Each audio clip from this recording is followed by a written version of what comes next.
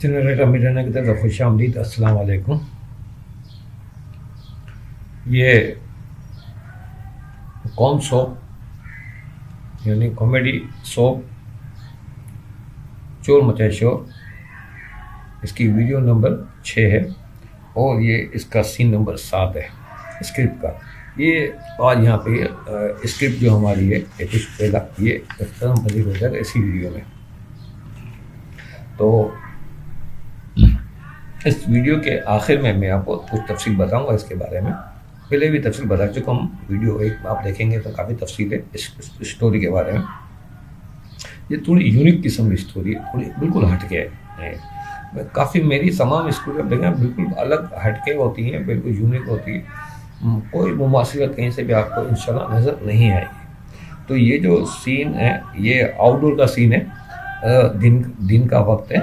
Out ڈور سین ہے، یہ Karachi airport کا سین ہے.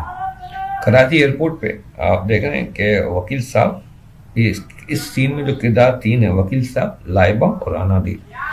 یعنی پچھلے سین میں جو آپ نے دیکھا تھا کہ ہمارے جو وکیل صاحب ہیں انہوں نے بتایا تھا کہ وہ ان لڑکیوں کو انہوں نے یہاں کراچی بلا لیا ہے. ایک اسلام آباد سے آ رہی ہے، ایک لاہور سے آ رہی ہے، ایک ہی فلائٹ سے دونوں، کہ جو اسلام آباد کی فلائٹ ہے وہ لاہور رکے گی، لاہور سے وہ جو مسافر لڑکے پھر وہ کراچی آ رہی ہے. تو کراچی ایئرپورٹ کا ایک ایریل ویو ہوگا، جب یہ سین دکھایا جاتا ہے پہلے ایک ایریل ویو پورے ایئرپورٹ کا لیا جاتا ہے. ایئرپورٹ کے ایگزٹ یعنی باہر نکلنے کے دروازے کے پاس یہ وکیل صاحب کھڑے ہیں. ان کی گردن جو بائیں طرف جھٹکے کھا رہی ہے. کچھ مسافر باہر آ رہے ہیں، ان کے پیچھے لائبہ بھی آ رہی ہے اور لائبہ کے پاس ایک ویل بیگ ہے. ویل بیگ نا جو جس میں پہیے لگے ہوتے ہیں، جس کو چلا کے آتے ہیں، اس کو اٹھانا نہیں پڑتا، اس کو گھسیٹتے ہوئے ویل کے ذریعے وہ لے کے آ رہی ہے لائبہ.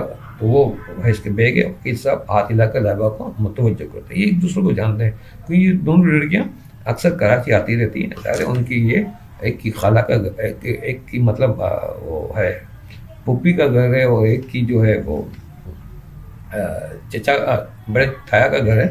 تو اس طرح ان کا آنا جانا یہاں رہا ہے. منصور وغیرہ آپس میں کزن ہے، ایک دوسرے کو جانتے ہیں. وکیل صاحب ان کو اچھی طرح سب کو جانتے ہیں اور وکیل صاحب کو یہ لوگ بہت اچھی طرح جانتے ہیں. تو ان کے لیے کوئی اجنبیت والا معاملہ نہیں ہے. یہ ڈائلاگ کے اندر ہم ان چیزوں کو واضح کر چکے ہیں.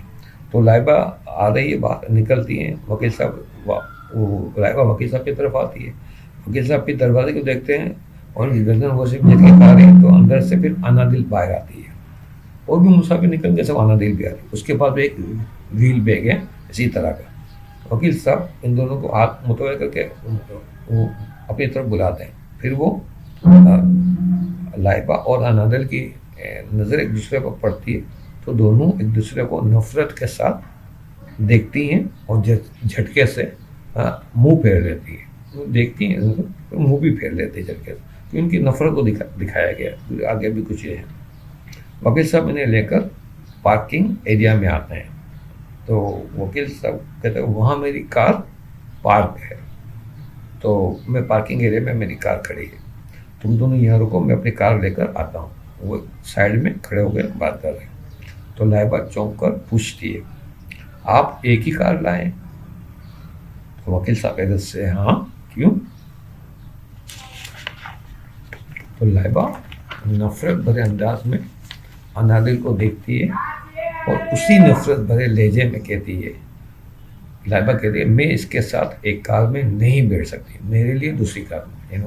انادیل اشارہ کر کے کہتی ہے کہ میں اس کے ساتھ ایک کار میں نہیں بیٹھ سکتی، میرے لیے دوسری کار منگوا ہے. اتنا دونوں سے ایک دوسرے سے نفرت اور بیزار ہے. انادیل بھی ٹیش میں آ جاتی ہے اور اس کے لیے میں بھی اسی طرح کی نفرت آ جاتی ہے. آئی اور کہتے ہیں انادیل کہتے ہیں میں بھی اس کے ساتھ نہیں جاؤں گی، میرے لیے بھی الگ کار منگوائے. وکیل صاحب پریشان ہو جاتے ہیں، اب دونوں کے لیے الگ الگ کاریں کہاں سے لائے، جھٹکے کھانے لگتے ہیں وہ. وکیل صاحب مگر اس وقت تو یہ ممکن نہیں ہے میرے لیے، میری کار ہے اس میں. تو انادیل نفرت سے لائبہ کو دیکھتی ہے. انادیل کہتی ہے کہ اس کے ساتھ ایک کار میں بیٹھنے سے بہتر ہے میں ٹیکسی لے لوں، یعنی ایئرپورٹ کیب ٹیکسی لے لوں. لائبہ بھی تیش میں آ جاتی ہے اور وکیل صاحب سے کہتی ہے مجھے اس کے ساتھ یہاں کھڑا بھی نہیں رہنا، میں بھی एयरपोर्ट के ले लेती है, टैक्सी ले लेती है एयरपोर्ट पे, और दोनों एक दूसरे को नफरत से देखती हैं और गुस्से से सर को झटकती है, एक दूसरे को नफरत से देखती हैं, दोनों की आंखों में नफरत है एक दूसरे के लिए, हकारत है। इसी अंदाज में झटके से मुंह फेर के एक दाएं तरफ चल जाने लगती है और एक बाएं तरफ जाने लगती है, एक दाएं तरफ इधर, एक बाएं तरफ, बीच में वकील साहब खड़े हैं, एयरपोर्ट का सीन है, और वकील साहब की गर्दन एकदम से तेज होती है वो एक तरफ अनादिल को देख रहे जाते हुए, दूसरी तरफ लाइबा को देख रहे जाते हुए, और हक्का बक्का परेशान है कि ये इन दोनों की नफरत इस हद तक बढ़ गई है को एक साथ बैठने के लिए भी तैयार नहीं है कार, और एकदम से वो एक कॉमेडी म्यूजिक टाइप का चलेगा, तो उन्हें वो मंसूर का ख्याल आता है कि अब ये ऐसी इन दोनों की हालतें इन लड़कियों की, तो ऐसे में मंसूर का क्या हो।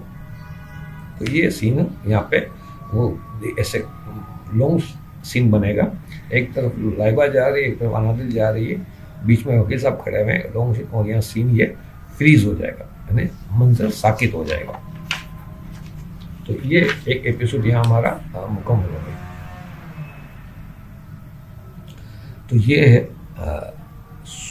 कॉमेडी सोप, देखा ये कहानी अब तसलसल चलेगी, इसमें अलग अलग कहानियाँ नहीं होगी, ये एक ही कहानी को हम एक सोप की शक्ल में, इसके 40, 50, 100 सोप होगा तो 100 एपिसोड इसके हम आराम से लिख सकते हैं। तो इतना है इस कहानी में, मटेरियल है इतना कि 100 एपिसोड, और अगर ज़्यादा की डिमांड हो तो इससे भी हम आगे उसको बढ़ा सकते हैं। तो मंसूर और ये दो लड़कियां, ये इन तीनों का एक ट्रायंगल है, ठीक है, ये तीनों का। इसी तरह फुरकान है, फिर इसकी अपनी अलग कहानी है, उसके साथ मसाइल होंगे, फिर एक तरफ सुंबल है, उसके साथ मसाइल, तो ये टोटल 5 किरदार है।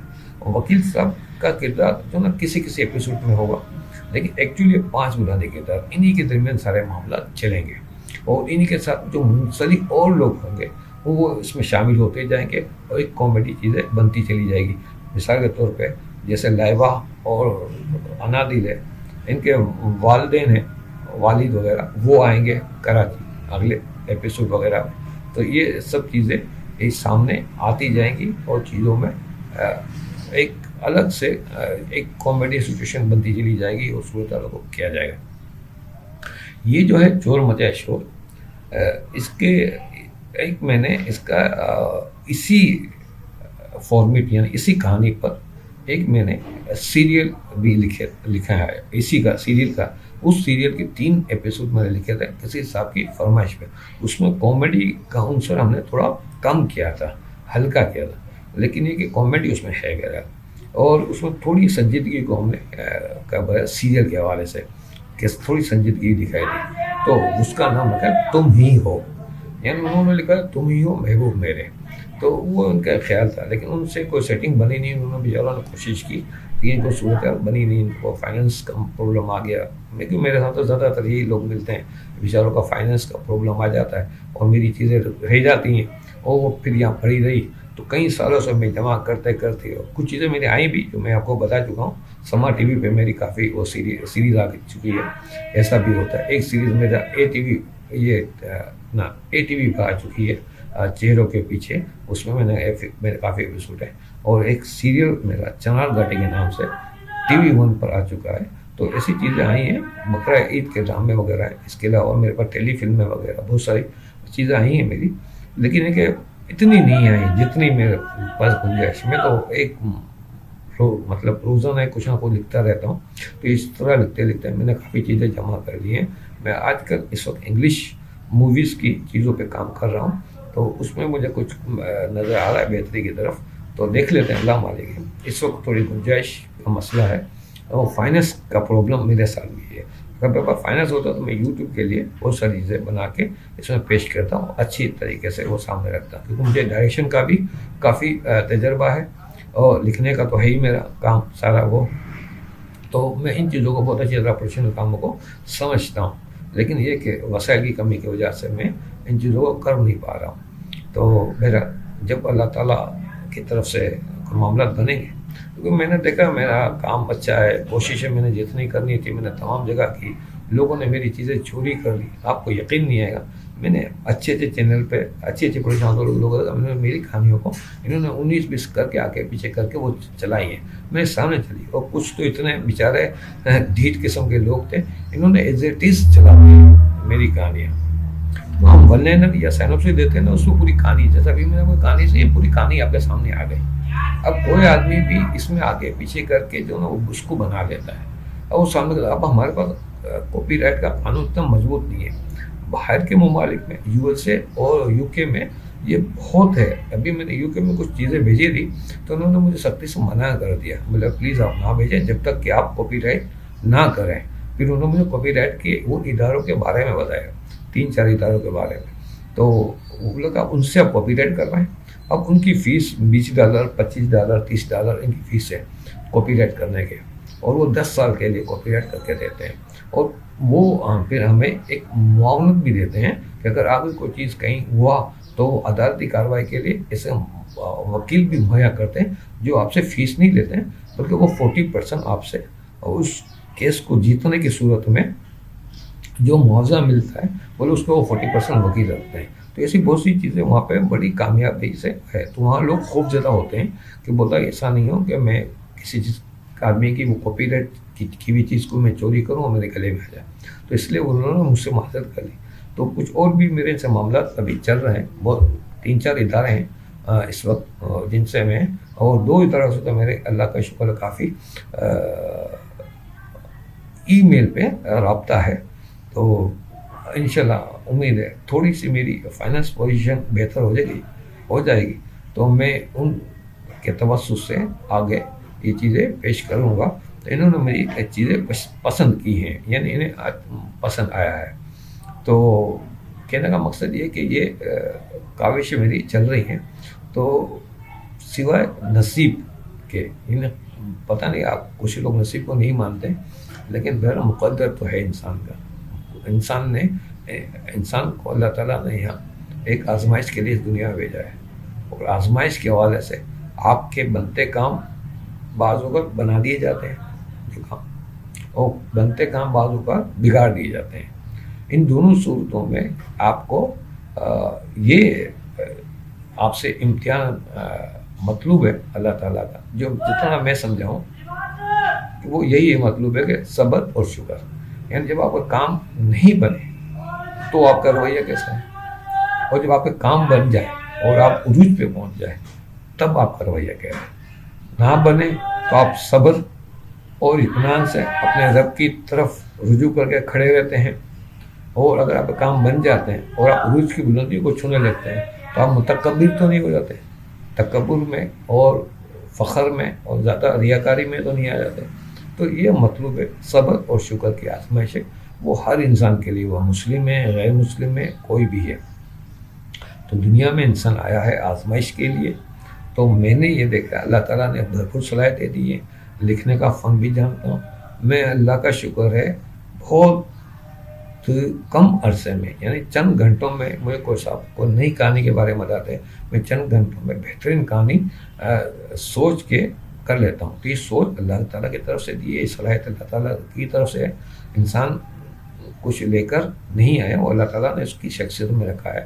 تو ہر ایک کی شخصیت اللہ تعالیٰ ڈیولپ کرتے ہیں، تو اسی شخصیت کا امتحان ہے.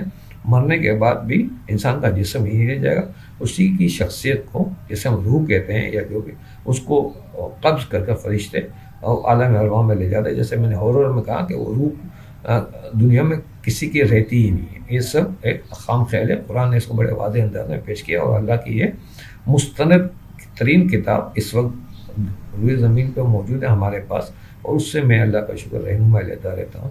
تو میں نے دیکھا کہ یہ صرف اللہ کی طرف سے کچھ آزمائشیں ہیں، تو اس میں تحمل سے کھڑے ہوئے. اللہ تعالیٰ اگر چاہیں گے، ان کی مشیت اور منشا ہوگی تو میں کامیاب ہو جاؤں گا. نہیں ہوا تو یوٹیوب پہ اللہ تعالیٰ نے مجھے ایک راستہ دکھا دیا. اس سے پہلے یوٹیوب تو بہت عرصے تھا، لیکن میرا ذہن اس طرف جاتا ہی نہیں تھا. اچھا میرے پاس وسائل بھی نہیں تھے، میرے پاس اسمارٹ فون آج بھی نہیں ہے. یہ ایک لیپ ٹاپ ہے، یہ بھی میرے جو ایک ہے سالہ میرا آصف محمد آصف میمن، اس نے مجھے یہ بیچارے نے گفٹ کیا تھا. تو اس کی مہربانی ہے، تو مجھے یہ ملا، تو اس سے پھر میں نے یہ کام شروع کیا. یہ بھی 1 سال ہوا میرے ہاتھ میں آیا ہے. تو میں نے کافی چیزیں اس وقت میں ٹائپ کرتا رہا، اور اب 2 مہینے ہوئے ہیں مجھے، یعنی میں نے جنوری سے شروع کیا ہے یہ. تو جنوری فروری یہ، اور یہ جو چیزیں ہیں یہ بھی میں اس وقت مارچ میں ریکارڈ کر رہا ہوں. اب دیکھیے سائڈ میں چلے 31 مارچ کو، اور یہ میری جو اپریل میں چلیں گی، اپریل کی یہ 15 16 17 تاریخ کی چیزیں میں ریکارڈ کر رکھ رہا ہوں. آگے اصل میں یہ بھی شعبان شریف کا مہینہ ہے، اگر رمضان المبارک کا مہینہ آئے گا تو رمضان المبارک میں چونکہ وہ زیادہ اس میں ہوتا ہے روزے وغیرہ میں، اور پھر روزے کے بعد طبیعت میں تھوڑی وہ عمر میں ذرا بڑی مشکل سے اتنی توانائی ہوتی، تو میں پریشان نہ ہوں، اس لیے میں نے کہا کہ میں رمضان تک کا مٹیریل ریکارڈ کر کے اس میں شیڈول میں ڈال دوں، تاکہ پھر میں اطمینان سے روزے وغیرہ رکھ سکوں. تو اسی کی تیاریاں چل رہی ہے. تو آپ میرے لیے دعا کیجیے گا، اللہ پاک میرے اس چینل کو کامیاب کرے. اور آپ نے اس چینل کو اگر ابھی تک آپ نے اسے سبسکرائب نہیں کرو، سبسکرائب کریں، ویڈیو اچھی لگے دوستوں کا شیئر کریں، اور اس چینل کے پروموشن کے کچھ کاوشیں کر سکتے ہیں ضرور کریں. میں آپ کا مشکور رہوں گا. انشاءاللہ اگلی ویڈیو میں ایک نئی سچویشن، ایک نئی چیز کے ساتھ، اس کا میں نے سوچا ہے گھر کا نہ گھاٹ کا، میں بتا چکا ہوں وہ پہلے بھی، تو اس کو میں آپ کے سامنے پیش کروں گا، اس کے 2 ایپیسوڈ ہیں. تو اگلی ویڈیو تک کے لیے اجازت دیجیے. اللہ حافظ.